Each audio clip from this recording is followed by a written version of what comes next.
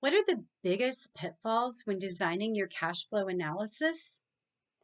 Well, regardless of whether you're doing it on a historical basis or trying to project cash flow into the future, there are two critical things that you need to look at. The first one is how far backwards or forwards are you going to go? And the things that need to be considered are really one, how easy is it to get the information that you're going to need to use in either one of those time periods? And two, what's the most meaningful time frame for those analysis? And they can certainly be different.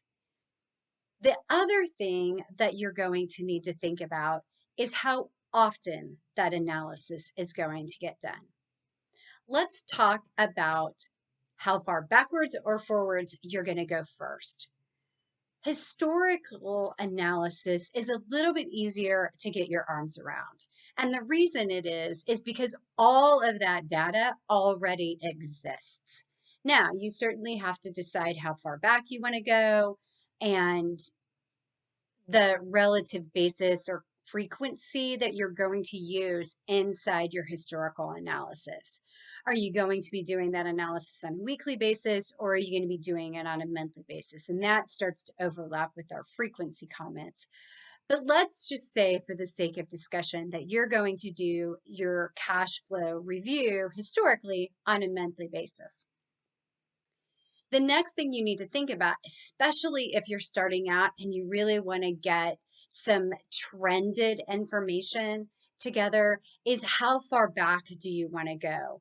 Now, the reason that you would want to consider doing something more robust than just the most recent month that closed is because you might have seasonality in the business. You may have some other cycles that are at play that you need to take into consideration. So, only looking at the most recent month is going to give you some information, but it's not going to give you all of the information that you might want to have to rely upon, whether that's to make business decisions on a go forward basis or whether it's just to get some insights into what the health of the business has been like in a recent time frame that's longer than 30 days. So, depending upon what your business cycles are, will really start to dictate how far backward you want to look. You'll also certainly want to consider whether there have been any large changes in the way the company is operating. Now, those could be because of decisions that the company has made. They could also be due to external factors, like anything that's happened with direct competition or anything that's been related to geographic events or even economic items like interest rate changes or things like that. So let's, for the sake of discussion, say that you do have some seasonality inside your company, but that seasonality is limited to an annual basis, meaning that maybe you're really busy in the summer or you're really busy around the holiday season, whatever that may be. The reason to look back for 12 months, wherever you may be in the year, is because it really gives you a total picture that includes the ups and the downs that are working with your cash flow cycle. And it doesn't limit your viewpoint to only your lowest months or only your highest months or how they might all average out.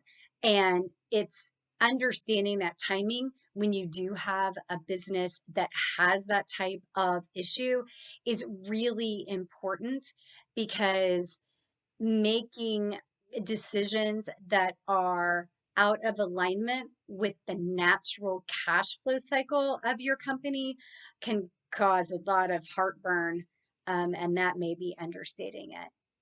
On a related note, when you're looking at doing forward looking cash flow analysis or projections, you'll also want to consider some of those similar types of issues.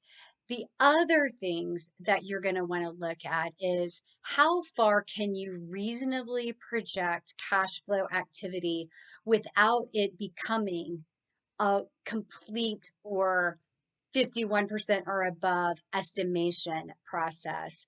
And what I mean by that is that if your revenue is generated in a way that requires people to walk in the door on a daily basis, or is generated by projects that have a time frame of a month or less, so that your billing cycle is really like a 30-day billing cycle, going much beyond the natural flow of that revenue generation, really creates the need for you to start making some estimates that might not be based only on bookings, as an example.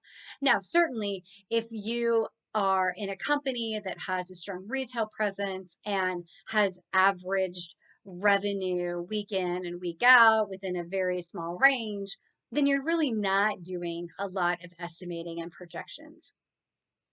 But for companies that don't have that, that rely on contracted projects or have other elements that are less predictable, that can be a little bit harder to get your arms around. And it's just something that you'll want to consider as you're looking at those cash flow projections.